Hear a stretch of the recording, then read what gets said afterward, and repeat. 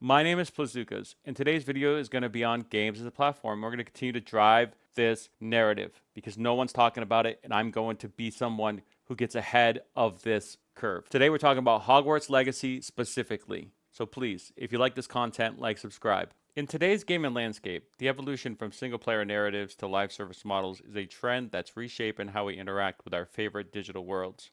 But what drives that shift? And at what cost does it come? Using the example of Hogwarts Legacy, let's explore the philosophy behind this transformation.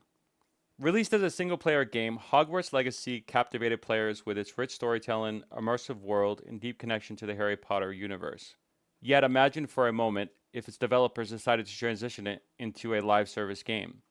The philosophy that games are platforms argues for continuous engagement rather than finite experiences. This model thrives on regular updates, community events, and in-game purchases aiming to keep players engaged indefinitely. A developer might say transforming Hogwarts Legacy into a live service game allows us to constantly expand the Wizarding world, adding new stories, challenges, and magical creatures that keep players coming back. While appealing, this shift comes with significant considerations. Firstly, the development focus shifts from crafting a cohesive, one-time narrative to creating content that supports recurring engagement.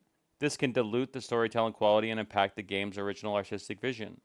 Moreover, the pressure on developers to continuously produce content can lead to crunch culture, affecting the well-being of the creative minds behind our beloved games. In conclusion, while the philosophy that games are platforms can lead to exciting, ever-evolving game worlds, it's crucial to consider the implications of such a transition. For games like Hogwarts Legacy, the magic lies in its story, setting, and characters. Preserving these elements while exploring new models of engagement is the challenge that developers face in today's gaming ecosystem.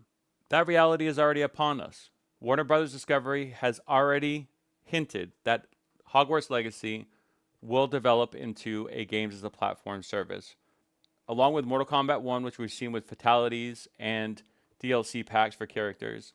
And then Suicide Squad, Kill the Justice League, which only has about 500 concurrent people on Steam, and yet Warner Bros. Discovery has doubled down on their plans to continue to support and evolve that service because games as a platform is more important than any other philosophy in the current ecosystem of video games for these large corporations. Because it's not good enough to release a single-player narrative billion-dollar video game.